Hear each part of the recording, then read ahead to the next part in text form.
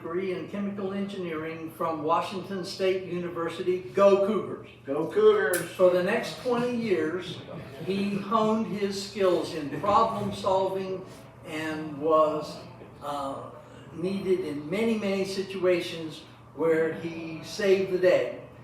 Quality Consultants was founded in 1990 by Lonnie, and his clients include both manufacturing, education, and healthcare clients. His clients, North and South America and China. And he has written 6 books. The first one was written in 2009, How to Implement Lean Manufacturing. And the latest book, written only in 2020, The Science of Workforce Engagement, Turning Have To into Want To. Lonnie Wilson. Hey. Thank you. I've got kind of an action-packed schedule here. Let me see if I can share and make sure my screen shows up okay there. Can you see my screen? Yes. Okay. So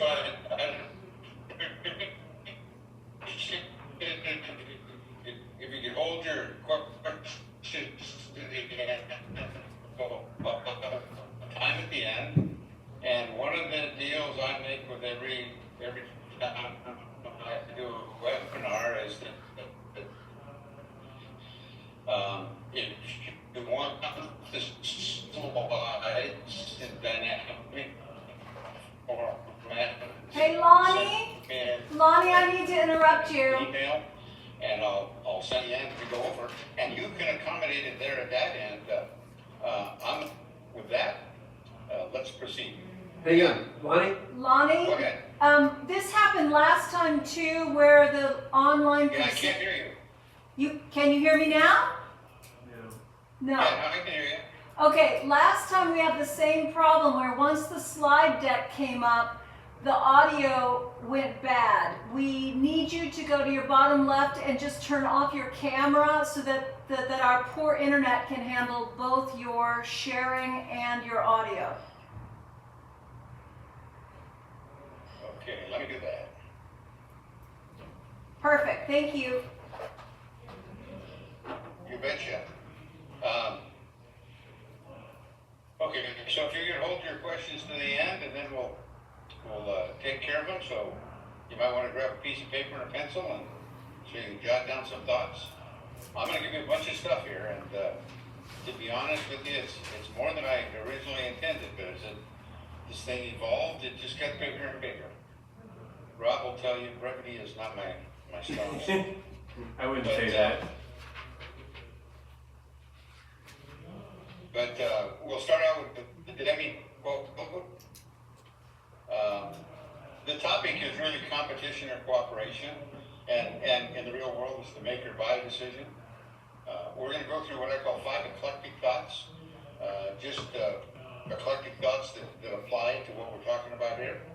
The 70-30 effect, the pathway to prosperity, the anatomy of trust, the 5 intrinsic needs, and the concept of teams. And then we culminated with what I call There's a Better Way. Then we're going to have a Q&A. So before we get into some of the nitty-gritty, I want to give you the basis for which this is all built upon, and it's Deming's comment on competition in the New Economics. And he says, we have been taught by economists that competition will solve our problems. And this is the key point to me. He said, prerogative. Okay? It would be better if everyone would work together as a system with the aim for everyone to win. What we need is cooperation and transformation to a new style of management. Now, my point is that highlighted portion is definitive, it's straightforward, but is it right or wrong? And my point is that it's not quite right. It's really not true, because competition does have some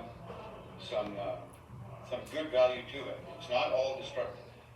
But anyway, we'll dive into that, and maybe I can convince you of that. And if you can't, ask some really penetrating questions. One of the things I want you to do, by the way, is get your curiosity in high gear, get it in overdrive, and get your skepticism antennae and extend them to full length, and be prepared to question all of this stuff. That's what I would really like to get out of here, some really tough questions. Yeah. But at any rate, that's the heart and soul of what we're talking about. And so we're talking about cooperation and competition, and next thing I want to do is define some terms. But first I want to give you a quote to kind of put things in perspective. And it was a quote by David Sarnoff when he was the chairman of RCA. And he said, competition brings out the best in products and the worst in people. And the unfortunate part of that is that as you're bringing out the worst in people, people are who run a business. And so it sounds like you might have some trouble with competition internally. And I think I can make that case. At any rate, let's define the term.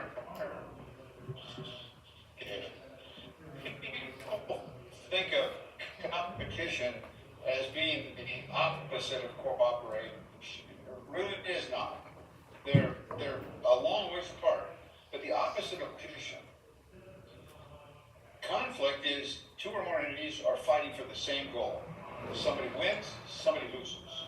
Okay? And it doesn't matter whether it's a cheerleading competition at the junior high, or the spelling bee in the 4th grade, or the World Series. Somebody wins and somebody loses. Okay? And they're looking for a common goal. Okay? It sounds a lot like competition, but there's a difference. Okay? In cooperation, two or more entities work together for mutual goal attainment. Okay? Now the difference between conflict and competition, a lot of CPs in there. Competition is simply conflict with rules. The Super Bowl is a conflict, but it's got rules, so it's a competition. Okay? But at its core, competition is a conflict. There's always a downside. Somebody wins, somebody loses. And very often, one person wins and a lot of people lose. Okay? If you've ever read any of Alfie Kohn's stuff, I call him the general in charge of the anti-competition army. And his troop strength is growing every day. He's written several books. He's really big in education. But he's written, to me, his most famous book is one called Punished by Rewards. And he makes a great case for how literally rewards can become punishing rather than rewarding. And his first book was called It's No Contest. And what he meant was the question, is competition or is cooperation better? And he says it's no contest. And if I'm not mistaken, I think it was basically his doctoral thesis. Okay? But at any rate, competition is about three big things, all of which are bad. All of which after you get the creation of scarcity. You're competing with somebody else. Somebody wins and somebody loses. There has to be a scarcity involved. And very often that scarcity is contrived. You know, there's nothing that says you can't have 10 winners to the spelling bee, but they give out a blue ribbon. There's nothing that says soccer league, the champion, there has to be a champion, but we create the championship. The trophy is a natural thing. And finally, it's built on science of behaviorism. Okay? And that is, if you wait, if these rewards in front of people, they will behave in a okay? Now, all of that is true, but all of it has huge downsides. We'll get into some of it. At the human level,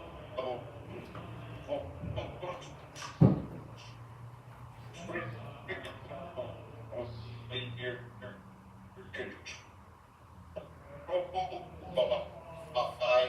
not empowered by competition. So it's controlling. Okay? So it's not natural. Competition is not a natural thing. Okay? It's forced. It's contrived. Oh, and then you go.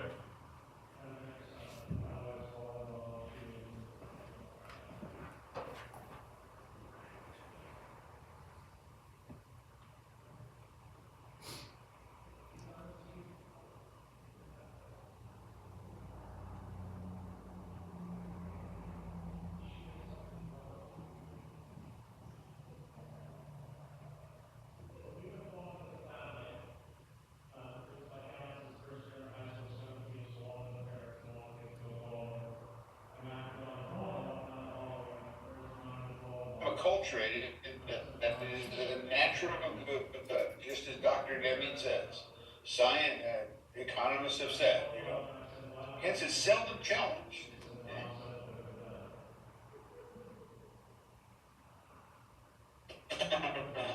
Well, one of the things that got me off onto this competition cooperation and spending so much time on it was that on a blog, I got involved in a blog, and the Singapore school system done away with grades in K through 4, I believe. And when that hit this blog, I mean, Hey, the link Lonnie? exploded. Lonnie, And there were precisely two groups of people. There was one that said the school system is going to go to hell in a handbasket. You got to have grades or nothing matters. And there was another school who said grades is horrible. And everybody was talking to me behind themselves, They weren't trying to reach an agreement. Pardon me? Lonnie, can you hear me? Am I coming through okay? No, your slides are coming in, but your words are not. I got you on a speakerphone. Can we use that? Have him turn off his audio on Zoom. Yeah, turn off your audio. Hello, this is Lonnie. You know, say something so we can hear you. Now I can hear that. Yeah, we can hear both of them. He's got to turn off his audio on that Zoom. My audio is off. Yeah, there's two. Okay. I think you're coming on through here, unless it's our audio. Come in here too, right? Yeah, just turn it off there. Turn it off on the computer there. And then You can turn off our. There. Look.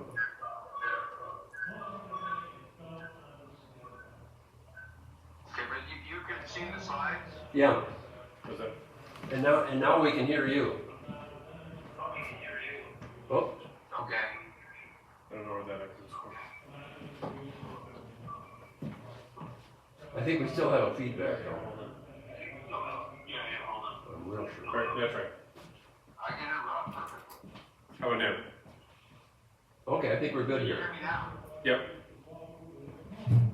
Okay. Am I coming through on the speaker? No, you're coming through on my phone.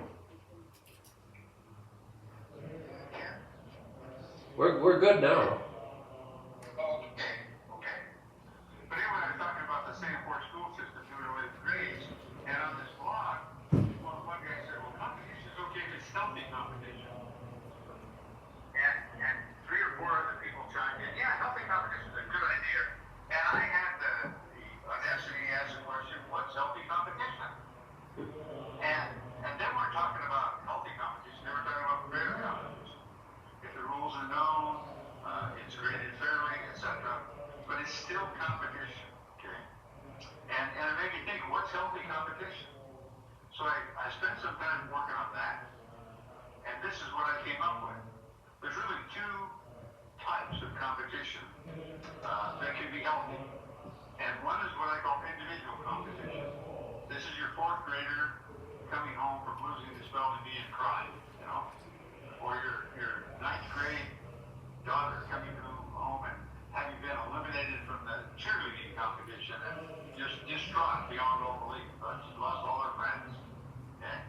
And they go into this horrible emotional feeling. So how do you make that healthy? Well, it's not simple. But what you do, if you can avoid the intrinsic or extrinsic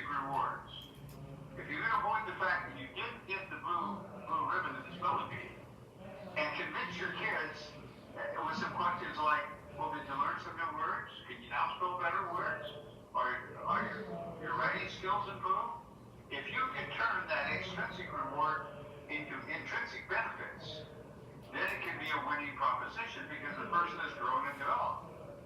Okay? Now, the bottom line is that's tough. More often than not, the kid comes home and wasn't selected for the cheerleading squad, and well, there's another year. Don't worry about it. It's just a competition, and it's just their opinion against yours. In other words, you lost, but it's their fault. And so when you try to do that, you just reinforce the downside of the competition. The other healthy competition is at the group level. I call it the three-party system. But it goes like this. There has to be three groups, at least. There can be 4, 5, 6, or 7, but there has to be three. And let's say Group A compete with Group B. Take, for example, the Super Bowl. But then there has to be a Group C that is much larger than Group A or B. Okay? And when C benefits much more than A or B, well, because A and B are competing, there's going to be a loser. In the Super Bowl, there's a winner and a loser at the end of the game. Okay? But this Group C is everybody else who benefits from the Super Bowl. The fans, the vendors, the hotels, the TV stations, all of the people who gain from it in some way win. And Dr. Deming would say everybody wins. Well, everybody wins except for one team. Okay? So when A and B compete, and they serve a greater good, a much, much greater good, okay, I call that healthy competition. Why? Because it matches Dr. Deming's thought of win-win competition, where everybody wins. Now, I don't think everybody can win. If there's a competition, there will be a loser, by definition. Okay? The Super Bowl's an example. Another example is Japanese automobile manufacturers competing with U.S. auto manufacturers. And they came in with some new strategies of using quality, etc. They forced the American automobile industry to change. And now, everybody in the United States can get a better car with more features and more reliability at a lower price. And competition created that. Okay? But it wasn't because the benefit was that everybody benefited. Okay? The irony in all of this, if you take the Super Bowl irony, for example, the winner wins because even though they won the competition, they internally cooperated better. They performed as a team. So to win the competition, you have to be internally cooperative. Now, competition has a huge downside. But there's some things that competition is a great countermeasure for. One is laziness. You could argue that a lot of the things that the Japanese automobile industry did, the American automobile industry could have done, but they didn't. Okay. It's a countermeasure for arrogance. It's a countermeasure for incompetence. It's a countermeasure for selfishness. And it's a huge countermeasure for greed. I can remember back in 1972, I was a supervisor for Chevron, and pocket calculators came out. And the popular one was the HP 35. It cost $335 in 1972, which I don't know what it is today. But all I could do was add, subtract, multiply, and divide. It was a real calculator because it had two memories. Now you can't even buy it. If you buy the cheapest calculator on the planet, it is all of that stuff is more. Okay?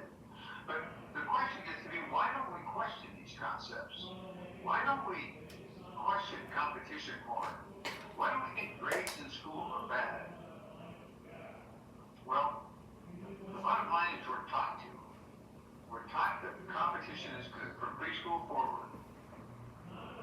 Long before you go to school, we were bombarded that competition is good and will cure all the ills.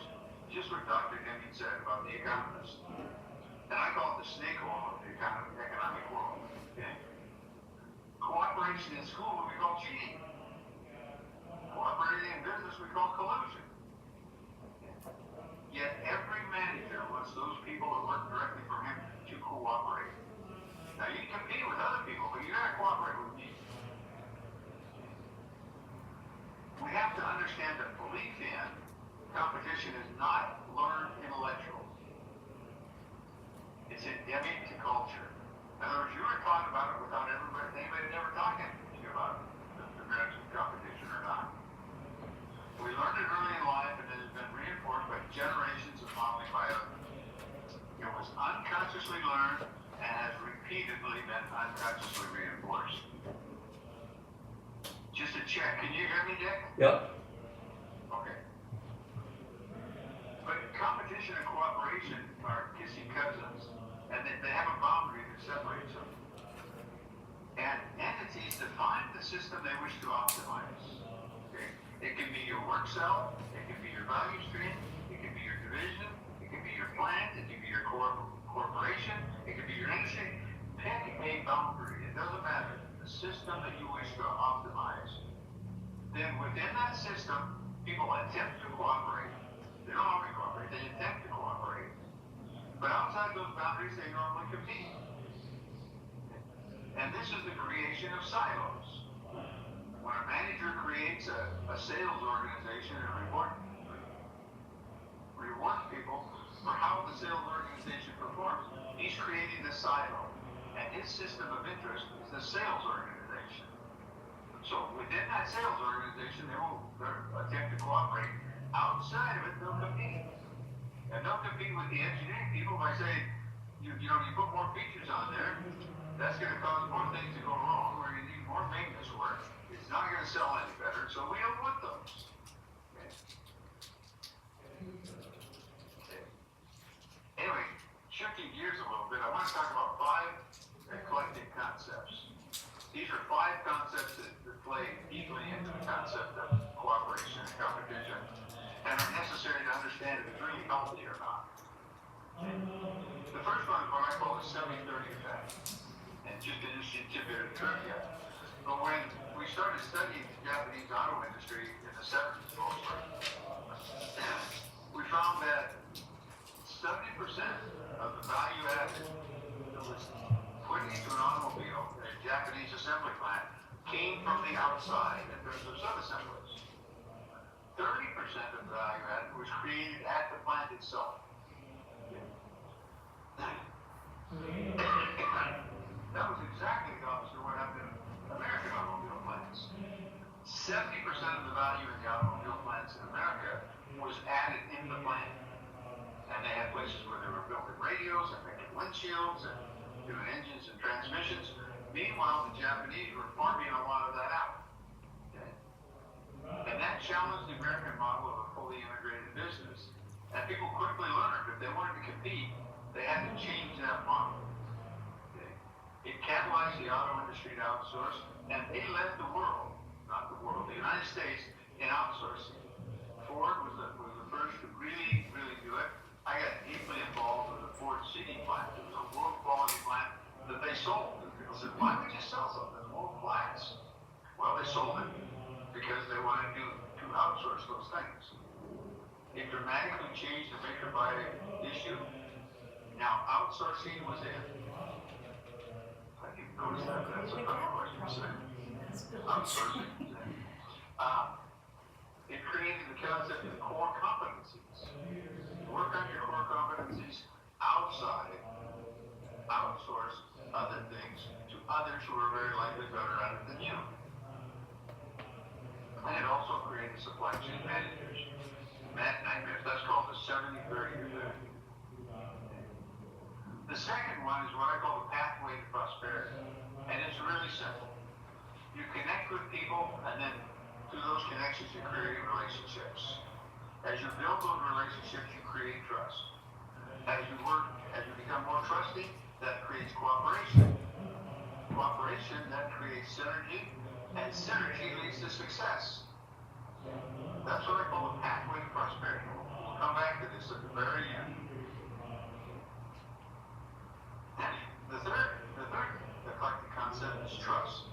Just what is trust? Most people don't understand it. They think it's honesty and integrity and people that you can count on and that make promises to keep them. And it's all of that. But it's more than that. It's more than that. Those are called the level of shared value. Beyond that, there's competency. Would you trust an honest but incompetent doctor to operate on you? No. You have to be competent as well as having the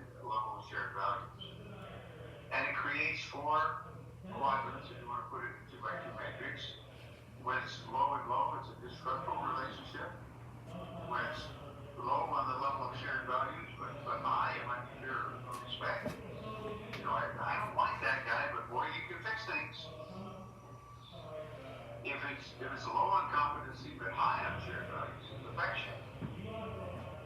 I like the guy. I know he can't fix much, but I still like him. And finally, if you go to the ends of both of them, you can create a trusting relationship. Now, it's actually a 2x3 matrix, 2x2x3. And so we'll cube it there. And the third axis is vulnerability. You're not likely to treat people with trust unless they exhibit some vulnerability. Okay? And at the low level of vulnerability, it's attachment, as you can see here. At the high level, it's more than just being vulnerable, it's being willing to sacrifice. Okay?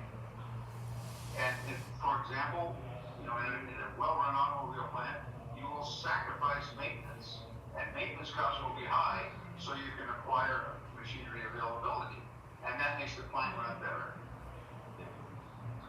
So this front plane on this cube, we call the transactional plane. All the relationships are transactional, the role to role, I call it. Okay? It's built on competition, and it's the contract, the standard business contract. We'll do this, and you'll do that. If I do this, you will do that. There's the transactional relationship. Okay? The back plane is what I call the transformational relationship. Okay? And it's person to person, and it's based on cooperation. And that is, if you do this and I do this, we will both gain more. The first plane I call the pragmatic plane, and it's trust as predictability. The back plane I call the personal plane, and that's trust as positive regard. Now, the front plane and the back plane, one is the plane of abundance, and the other is the plane of the fixed flop pie.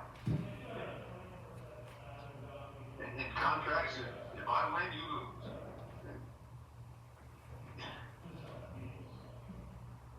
The back plane is called the win-win plane, and the front plane is called the win-lose plane. In cooperation, everybody wins. In competition, there's a winner and one or several losers. Okay? But don't forget this concept of sacrifice. That's key. These are vulnerability and sacrifice. Now let's shift gears a little bit. These are eclectic concepts, so they don't naturally just transition one to the next. But intrinsic needs are those needs that you have, okay, that when fulfilled, yield health, and when not fulfilled or frustrated, they cause ill health.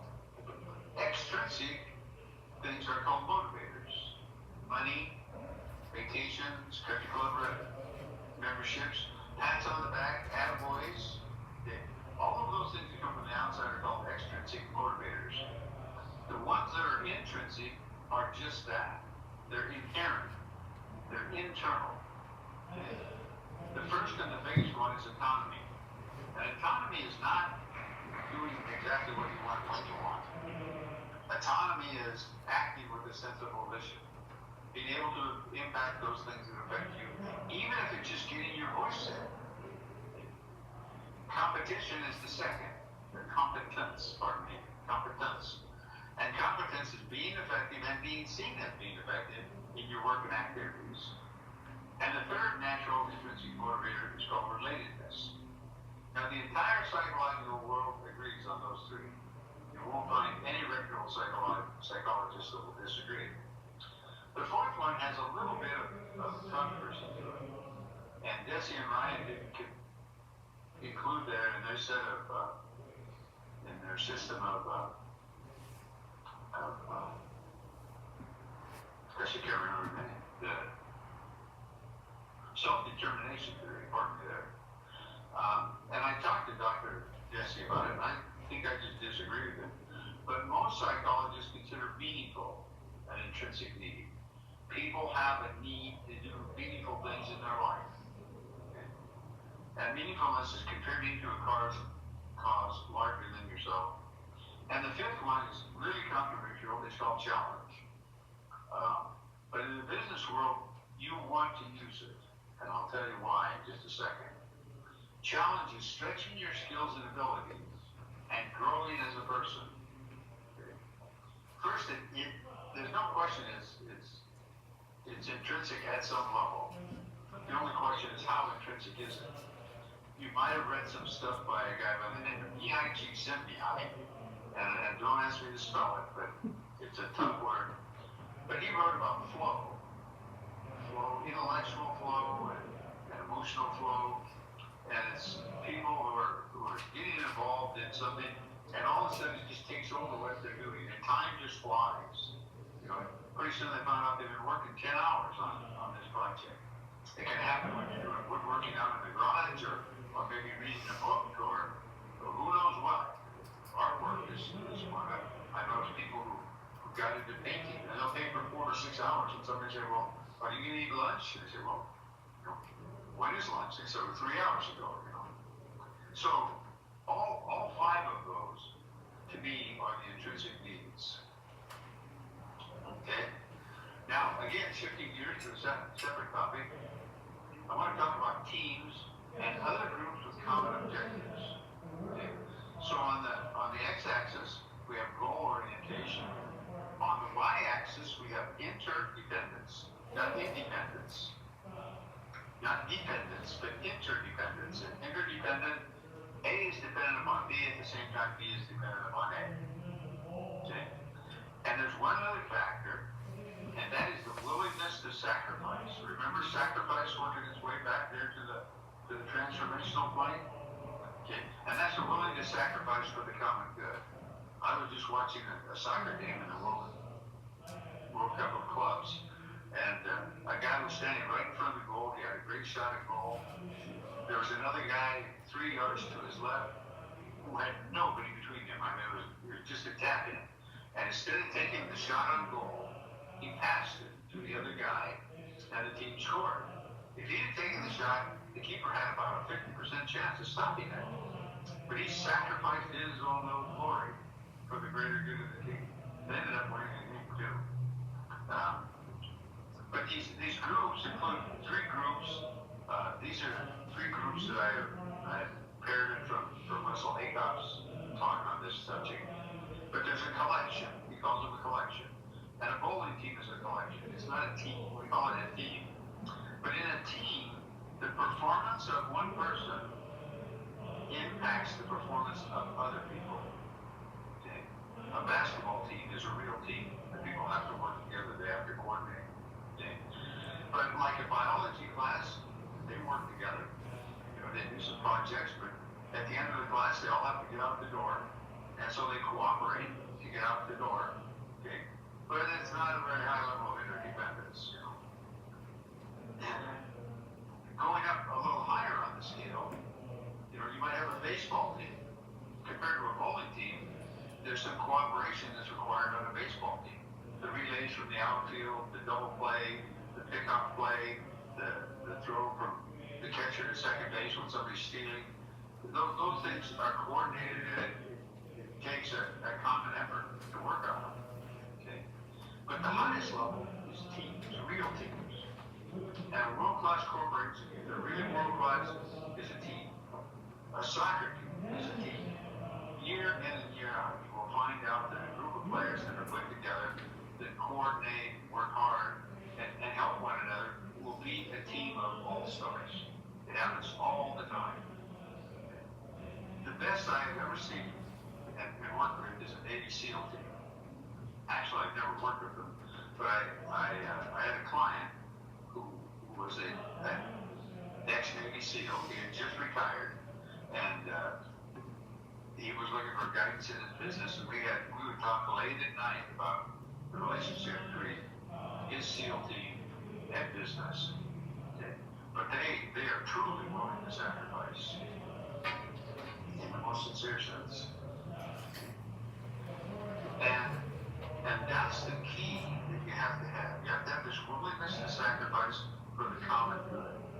Okay? And another way of saying it is you don't have a local optimum. You try to optimize the system, the common system. Okay? Now, competition is what we it's our little golden calf that we worship. But there's a better way, and I want to give you an example. And I call it the scaling triangle effect. I was working with a a supplier, a tier one supplier in the automobile industry.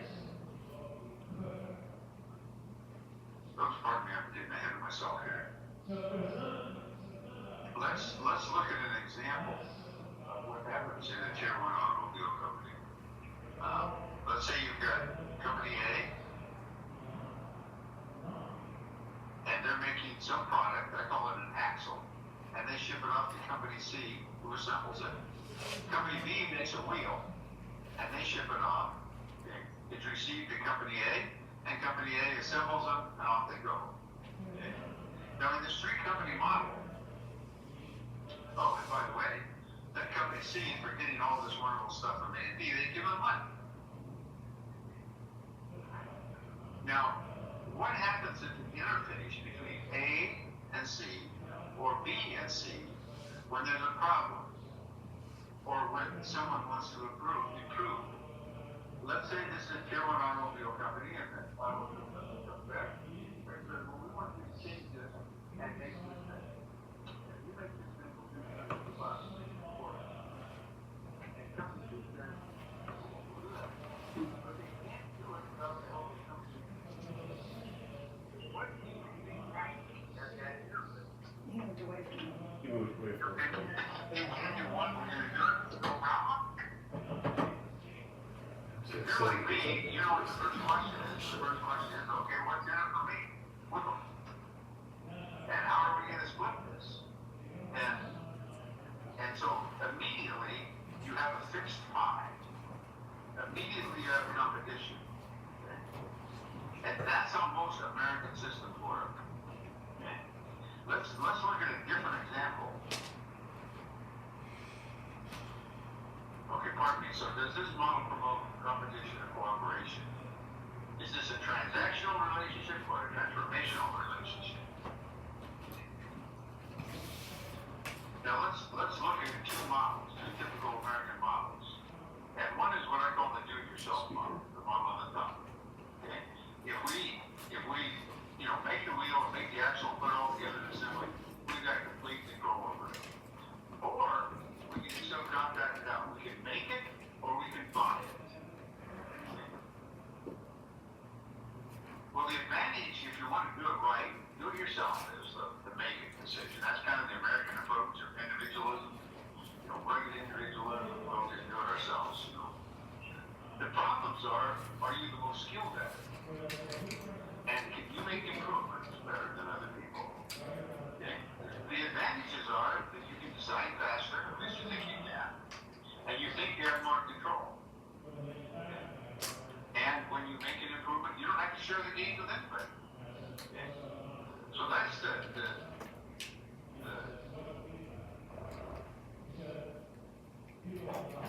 that's the model that most American companies use, or certainly used a long time ago. The second model is that others can do some of this better. Now, it's not without problems. Now you have to deal with lead time issues, there's cost arguments, and the big one is now they're outside your circle of direct control. You no longer have direct control over them. The advantages of it is they may be better at it and provide better products at a lower price. Okay. Maybe they come up with more improvements. And you find out, done right, this model fights laziness, arrogance. Because the truth of the matter is, in every company I have ever worked, their worst suppliers are their own internal suppliers.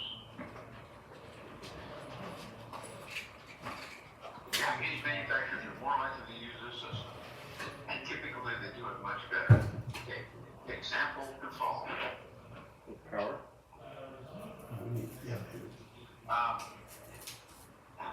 This is a graph that I've used several times. I call it the bottom line. Okay. But in this, I compared two automobile companies. One called Company C, which is an American company, and the other called Company D, which was a Japanese company. And they were both making virtually the same product for two automobile suppliers. When you read the contract, the contract was USB-C. But in both contracts it said, based on the amount of change, I'll represent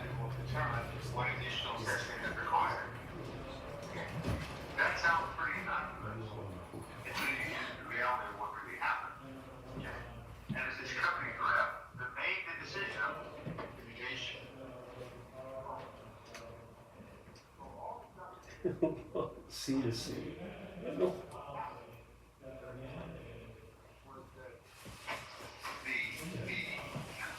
These company suppliers had a different profile. Company C's were young, inexperienced, and didn't know the product and the process so well. Company T's, company reps, were older, more experienced, understood the product inside out, and understood the process. And so when it came time to test these changes, very often company C would say, well, geez, I don't know, maybe you better, run a sample of 100, do all the SPC analysis, do all the testing, and what happens, the cost of the project balloons. Company T would say, run 3 samples, do these tests, and we'll look at it. And company T had the knowledge to be able to condense it. They had what I call informed flexibility. Okay? But because these small changes in company C cost so much money, very often they didn't do them. And so what did that do? That didn't help them with the price to produce. Okay? And so we developed what I call the scaling triangle. This little blue triangle you can see down here in this white box. The top line represents the reduction in the price, the selling price, for company C. The bottom line represents the reduction in selling price for company T. Well, company T was able to do more things than company C. And so at the end of the 3-year period, the net reduction in the cost to produce for company C was 16%. They still made progress. But for company T, it was 31%. Virtually twice as much gain had been accrued. Okay? And those gains, for the most part, were shared 50-50 between the company, the automobile company, and their supplier. So company T did a much better job of it. Okay? And consequently,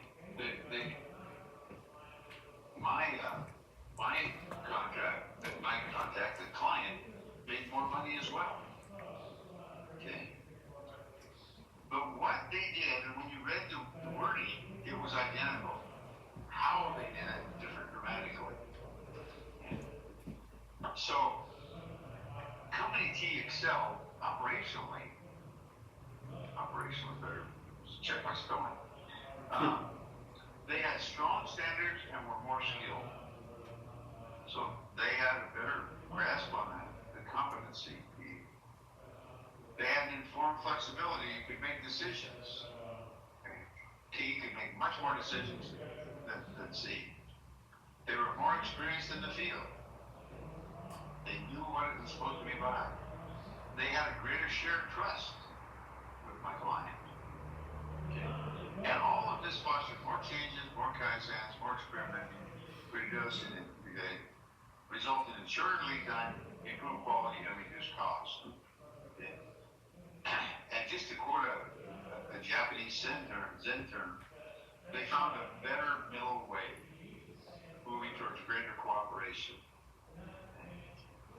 Consequently, my client did love working with company T. Okay. And company T cooperated better and competed less. Okay. The engineers worked with my client for many years. They had stronger connections and better working relationships.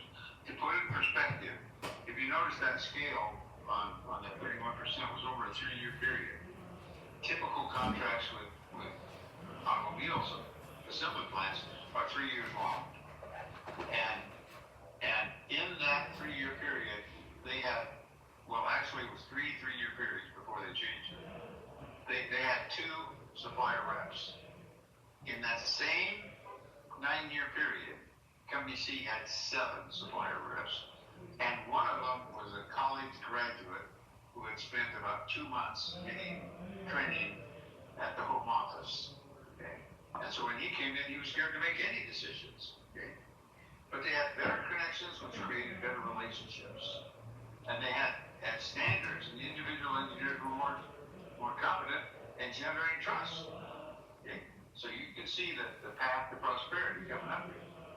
They had greater trust, which allowed for greater cooperation, and everyone prospered. The supplier, my client, and the automobile company all prospered. And it's all the basics. There's nothing new or flashy about what they were doing. They had standards that are higher and they followed them. They had trained workers who were more competent. If you ask company C, do you have standards? Yes. Do you follow them? They'd say yes. Are your supplier reps trained? Oh yeah, they're trained. They're competent. Okay. Company C's management system allowed the supplier and the customers both to prosper. It was their management system, the way they handled their people, the way they handled the work. Okay. This allowed them to encourage creativity over what I call intellectual laziness. Okay. So here you can see the elements of competition coming in. It encouraged creativity over laziness. It encouraged long-term security over short-term greed and selfishness. Another problem that competition solves, greed and selfishness. Okay. It promoted the intrinsic needs and the financial benefits over the extrinsic financial benefits only. Okay. Another thing that competition provides. Okay. They created a better balance of competition and cooperation by moving away from the transactional plane towards the transformational plane. They were still had a spirit of competition in there because people get lazy, people get greedy, people get selfish. How do you fight it? Well, their system works. It wasn't purely competition. It wasn't purely cooperation. It was the middle road. But there was a lot more cooperation than in the other systems. And, pardon me, there's a great quote that I got. Takeo Fujisawa, who was the co-founder of Honda Motor Corporation, said, Japanese and American management is 95% the same and different in all important respects. When I first read that, I was completely blown away. Because when I talked to my American clients and say, we've got to be doing this, they'll say, we do that. And that's what they're doing. But how they do it is different. And I don't want to tell you that every American company is bad and every Japanese company is good, because that's not true. Okay? But what I can tell you is out of my top 23 companies that I've got on my list of over 300, 10 of the 23 are Japanese companies. And of the 300, only 20, a total of 20. So half the Japanese companies are in the top 20. There's a clear predominance of skill. Okay, so how does this example resonate with Dr. Deming? I remember point number 4, where he said, end the practice of awarding business on the price tag. Instead, minimize the total cost. Move toward a single supplier for any item on a long-term relationship of loyalty and trust. You can see that theme throughout this whole presentation. Relationships, loyalty, trust, competence. Well, let me get back to my original statement. Was Dr. Deming right? Remember, he said, we've been taught by economists that competition will solve our problems.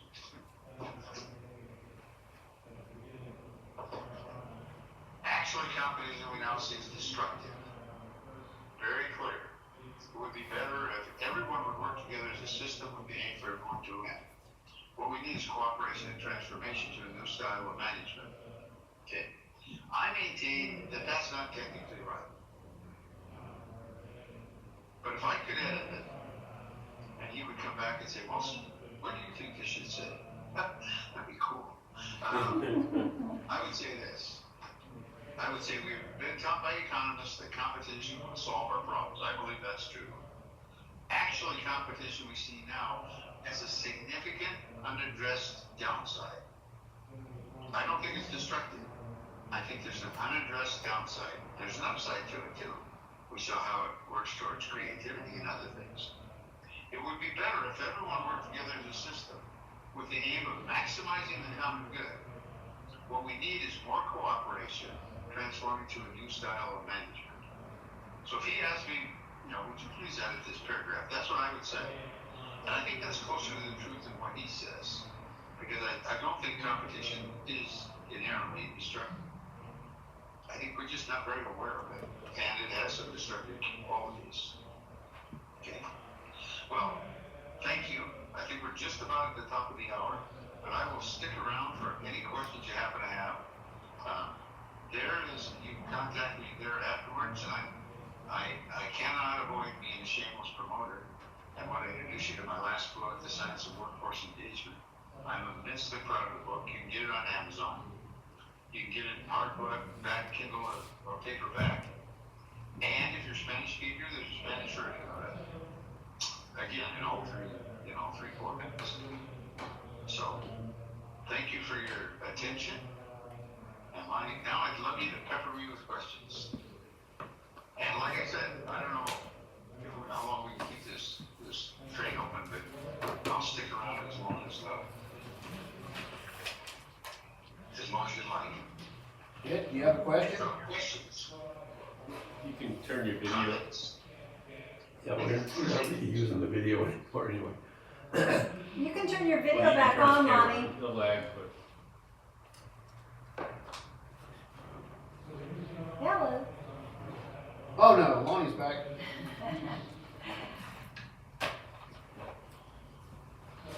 Lonnie, I wanted to go back just briefly to your football analogy.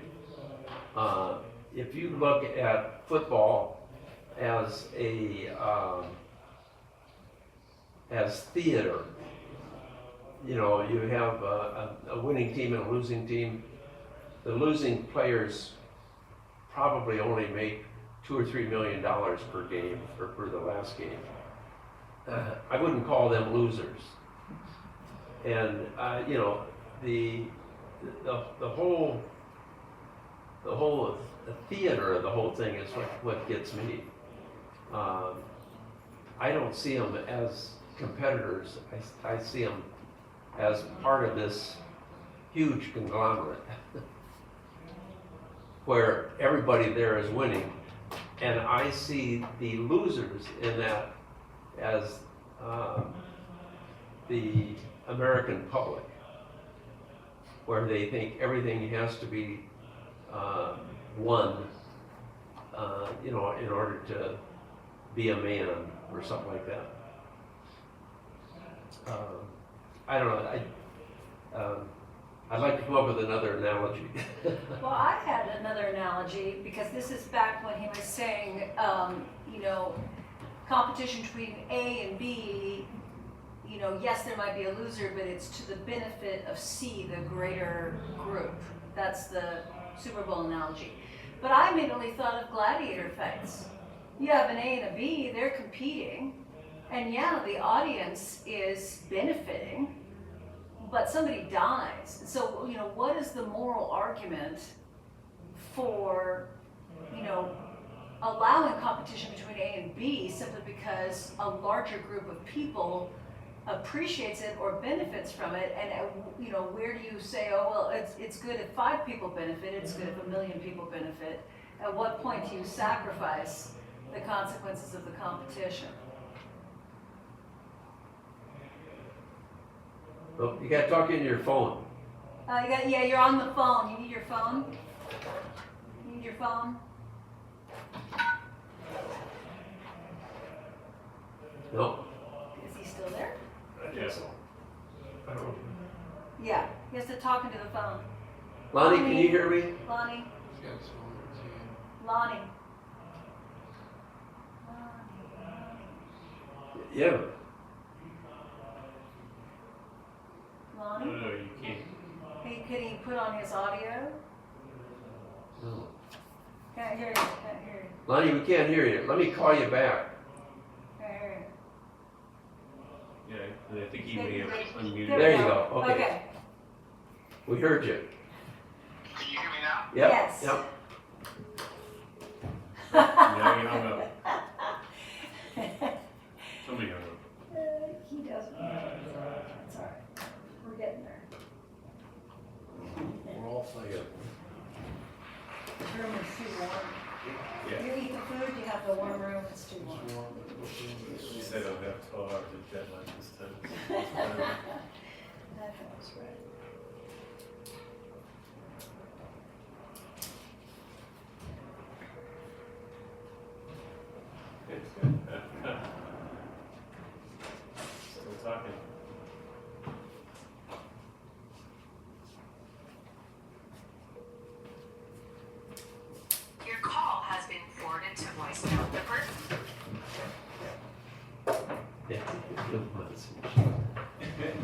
answer your phone.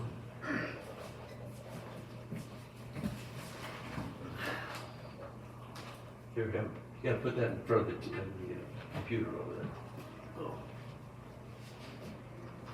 Oh, you can type it in the audio. Turn on your audio.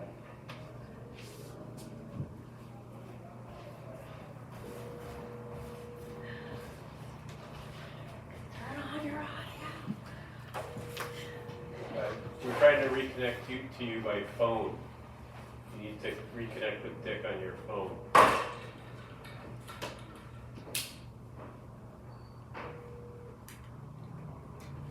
Please hold for a moment. Do that. He could turn on the audio on his Zoom at this point too. Yeah, right. Just tell him to turn on his Zoom audio. I think that's what he had done, actually. It looks like it's off. See in the corner over there, far bottom. It is now, yeah. It's off. He needs to turn it back on. Which way do you want to go? Have him turn on his Zoom audio. Oh, we just got red bars. Yeah.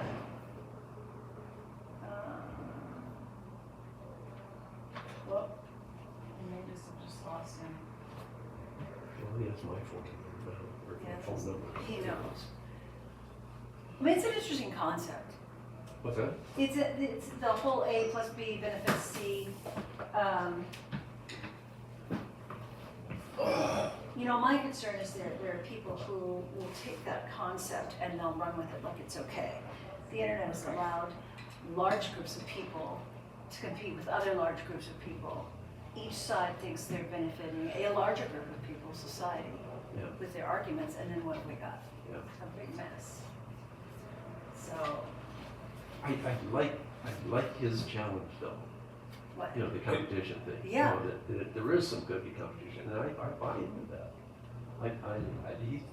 He's a good thing. Well, especially the concept of the internal competition, right? I think while you're working in cooperation, encouraging people to internally compete with themselves to achieve higher levels, I think would be especially interesting in an organizational environment.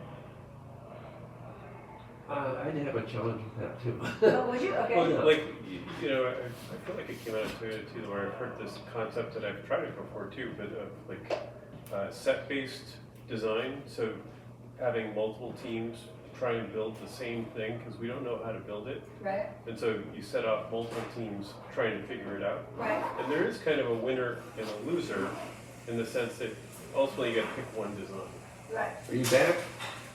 He still doesn't have audio. He's frozen. He's still read it out. Yeah, his audio isn't on. And Lonnie, can you hear us? Shake your head, yes. but he's frozen. There. There he is. Yeah, but it's like this connection is so bad. It's like too spotty because you saw it with the presentation, right? We heard the words long before they showed up. Yeah, we were about And that's a just minute text. off. Where in the hell did the X's and O's go for a minute? And so I put it in the chat, but I don't think he. No, we didn't have anybody online. So don't you think if you were using It would be able to hear if it. you were using his concept of competition, some competition could be good, right? And that there's a greater group that benefits. Sure. Then to me, so that you didn't have like the gladiator death example, the values behind your aim would guide whether or not the competition you're allowing is appropriate, right? Depending on the moral values of whoever set that up. But they have to be values to create a proper aim. Well, values that I would agree to, and that's the problem. That's the problem. Yeah, People have different values. yeah.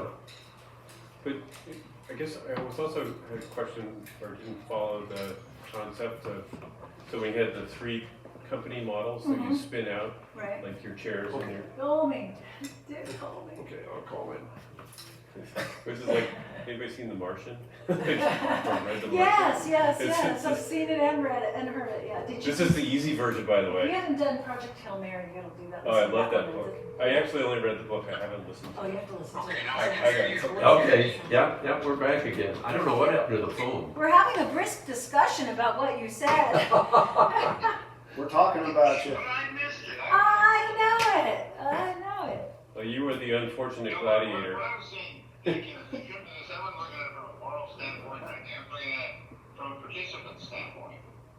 And, you know, I mean, there's a million ways that you can be looking at it, but when you go into the locker room with those two teams, there's no question who's happy and who's not, you know, and there's no consoling them. And the thing to me that is the saddest part is that they put all of the weight on winning and losing on this trophy. They forgot about all the effort that they put forth to get ready in preseason, all of the effort they put forth to win each game, all of the effort that they put forth all the way along the way. But that final event is the one they remember. And it just, to me, how competition has blown things so far out of proportion. That I buy. I think competition has just gone nuts. And how many kids drop out of school emotionally, you know, in the 8th grade? Yeah, you bet. Yeah. And I think that's a great distinction too, because some of them are there physically, Yeah. but emotionally and intellectually they've dropped out. Yeah. They just Or they just want to get by. Yeah. in Oklahoma, and I know it's the same in Texas, you could have a high school sophomore that isn't a great football player, but they'll never put him in because they're shooting for that trophy at the end of the season. Which is ridiculous. So they don't put him in, and the kids not only check out emotionally and psychologically, they physically withdraw from the team, Oh yeah. which is a lifelong physical impact to their mental health. And I've seen so much of it. I didn't see as much of that in Washington. It's coming. But competition, well, The football's Washington not State, you mean? Washington State. Yeah, my daughter's a WSU grad, Lonnie. The Oh wow. So is my grandson. the Good. the competition is dropping all the way down. We've got 6-year-olds in Washington State paying $800 to play youth soccer. The pay Yeah, kids. it's crazy. No, the kids' parents are paying $800 to put them on a team. Wow. At 6 years old, 6 and 7 years old. It's just crazy. And the coaches are making money off of it, so that, you know, who's, And so it's the But I'm extrinsic, off track. like that's the extrinsic motivation, you know, sort of dominating, right? Yeah. I feel like did we talk about this on, was I talking about it on Wednesday? There was, that, like the extrinsic motivators often dominate the conversation. And so, like, that being a theory as to how leaders are often extrinsically motivated because they're the ones that will just talk and just go and sort of trounce down other people with great ideas, and if they don't do like previous Deb was saying, yeah. and actually lift those people up, but rather just shove them aside. You know, I guess like the perfect example is somebody who just wants yes men around them, Yes. Yep. right? Well, the prime example I have is a kid that was a junior. There were over 70 players suited up for a game. Probably 2,500, 3,000 people in the stands. Less than 40 of the players stepped on the field. Yeah. 70 suited up, 30 of them never got in for a single play. Thank you It's very much, interesting young that man. you, And like, from my own what is personal it experience, you're doing this for? when I was a junior in high school, I actually made the varsity basketball team. You want to There were go only into 2 film juniors that production? made the team. Okay. I played in, I guess I played I in, don't know where in I put it. several games in the last couple of minutes, but I never minded because it's just like, it's not just like, it's far different. Sorry. But I equate it kind of to, you have the second stringers on the Celtics, right? And you have these guys like, because they're their main competition all week long. Yep. Like they're playing against these guys, and like that is your job is to challenge those guys. Well, and that's what I was playing against these kids that are like, you know, far better than I am, but I could, you know, get in there and I learned. You know, and I think it might have been Albie Combs going back to the root word of competition. It was to run with me so that you can try different things. different equipment Ask me and any get questions better. if I could But bring your it to job business was to be cards, because maybe I didn't even know them. the unchangeable But you can look me up. system, so you could see that the runner, that the guy that was trying to get better all the time could try things and see if they worked or not against the standard. Productions. So the standard didn't change, It's Desert Fair but Productions. they were, integral part of that Let's see. because, and now I don't know if that's true, but I think Albie Hold Cohen, on. that came up going, I kind of bought into that, that word DESERTBAY. comp head is, maybe have something to do with the flip. But come is with in the language, so it's come run with me. And there you go. And so this is. I like that analogy. Yeah. I And you could, can okay, contact me when competition. you I get could. older. I'll be getting older. Yeah, I mean, yeah. That I see was that- their I see job. that- They were that's- part of the system. That's absolutely how I see a lot of professional tennis players operate that way. Yeah. So Lonnie, I wanted to ask, I'm not sure if I missed the point or, but on where you have the three company model, and so you have your suppliers. I think you're saying that that's competitive, or makes it more competitive if you break it into three distinct companies. But if they're part of the same supply chain, then the point is to make them cooperative. Like, where's the competition if it's a healthy relationship?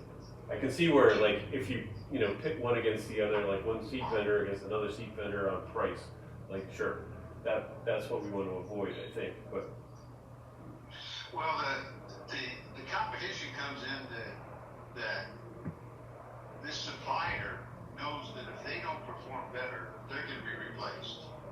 Maybe not right now, but in 2 or 3 years. Okay. The cooperation part comes because this supplier rep actually teaches them how to be better. And I've worked with both the Toyota and the Honda lead suppliers network. And we go into supplier companies to the tier 1 and help them get better at what they were doing. And so there's a lot more to that model that I just couldn't fit into 45 minutes. So, but the point is that they have found a way to compete and avoid the problems of laziness, et cetera, et cetera, et cetera, and at the same time cooperate, okay, and get the best of both worlds. and so is the competition part is the fact that they won the supply, like they are the supplier, and so they won that position, and so they won For now. and so they have to maintain that, right? And this is not unlike especially like professional players. I'm not sure you can't get a supplier that would do PDSA cycles, training programs, stuff that Deming was talking about, and not continually get better, or continuously get better even. I don't know that you need the competition. That's my only concern. I can see where it's worked. I don't think we have internal competition. And it works pretty well right now, but we had a pretty